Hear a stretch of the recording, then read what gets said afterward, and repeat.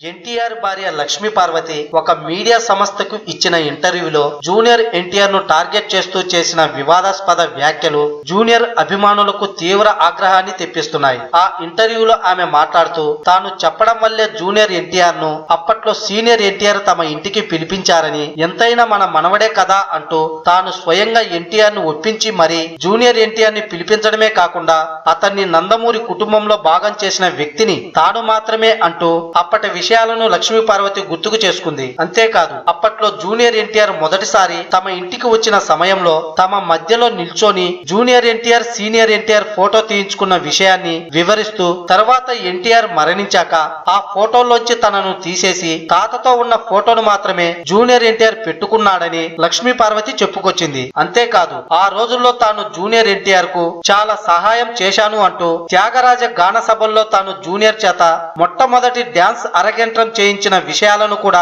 ఆమె గుర్తుకు చేసుకున్నారు. ఇదే సందర్భంలో అప్పటి విషయాలను గురించి మరింత వివరంగా మాట్లాడుతూ ఎవరైనా వైభవంగా ఉన్న సమయంలోనే అందరూ దగ్గరగా ఉంటారని, ఎప్పుడైతే ఆ వైభవంను కోల్పోతారో అందరూ దూరం అవుతారు అంటూ వేదాంత ధోరణి ప్రదర్శించింది లక్ష్మీ పార్వతి. అయితే తాను జూనియర్ ఎన్టీఆర్ పై అంత ప్రేమ కనబరిచిన ఆ తర్వాత జరిగిన పరిణామాల్లో తారక్ కూడా నందమూరి కుటుంబానికి చెందినవాడే కాబట్టి అతడు కూడా తనను పూర్తిగా దూరం పెట్టాడు అంటూ గగ్గోలు పెట్టింది. ఇదే ఇంటర్వ్యూలో మరో ట్విస్ట్ ఇస్తూ ఎన్టీఆర్ బయోపిక్ లో తన పాత్ర చూపించే సాహసం బాలకృష్ణ చేయలేడు అంటూ కామెంట్ చేయడమే కాకుండా తన పాత్రను ఎన్టీఆర్ బయోపిక్ లో చూపెడితే అనేక వాస్తవాలు చూపించవలసి వస్తుంది అంటూ బాలయ్యపై సెటైర్లు వేస్తుంది లక్ష్మీ పార్వతి. అంతేకాదు తన జీవితంపై వర్మ తీస్తున్న లక్ష్మీస్ ఎన్టీఆర్ మూవీపై మాట్లాడుతూ వర్మ ఈ మూవీ విషయంలో ఎన్ని మార్పులు చేర్పులు చేసినా చివరకు సెన్సార్ బోర్డు వద్ద తన సంతకం లేకుండా ఆ మూవీ బయటకు రాలేదు అంటూ వర్మకు పరోక్షంగా సంకేతాలు ఇస్తుంది లక్ష్మీ పార్వతి.